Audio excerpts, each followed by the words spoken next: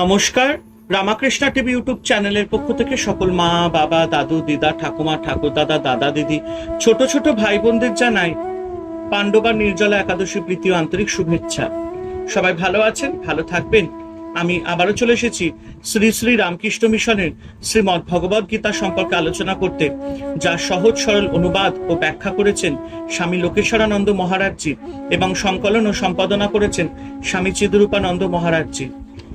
আমরা আজকে আলোচনা করব শ্রীমদ্ ভগবদ গীতার থেকে একাদশ অধ্যায় বিশ্বরূপ দর্শন যোগ, শ্লোক নম্বর 1 এবং 2। এবং একটি কথা বলবো, যারা যারা আমার আগের শ্রীমদ্ ভগবদ গীতার বিষয় বা সম্পর্কিত ভিডিওগুলি দেখা মিস করেছেন, অবশ্যই আপনারা আমার রামাকৃষ্ণা টিভি ইউটিউব চ্যানেলের প্লে লিস্টে আসবেন এবং সেখানে আপনারা শ্রীমদ্ ভগবদ গীতা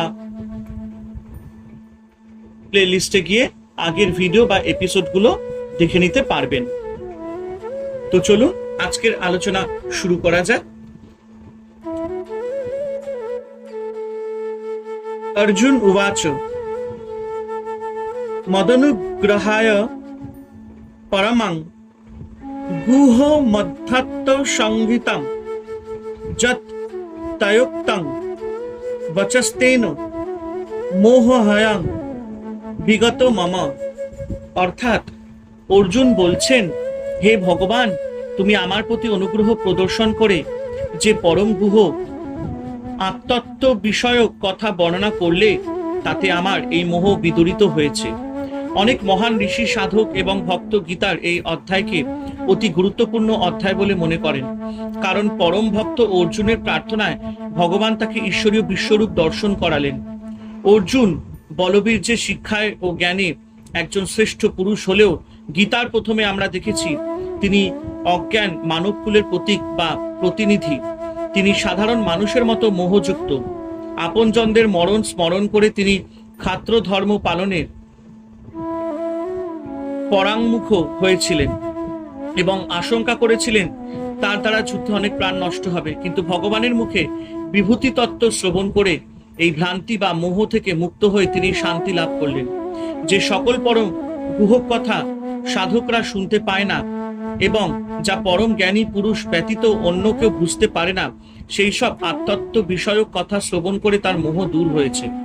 তিনি নিজেকে যে ভীষ্ম, দ্রোণ প্রভৃতি যোদ্ধাদের হননকর্তা মনে করেছিলেন, সে মিথ্যা অভিমান দূরীভূত হলো।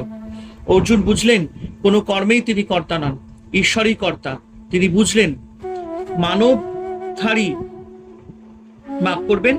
মানবরূপধারী শ্রীকৃষ্ণ তার রথের সারথি হয়ে তাকে পরম গুহ কথা বলছেন এবং তিনি সেই পরব্রহ্ম, তিনি মানুষরূপী ভগবান।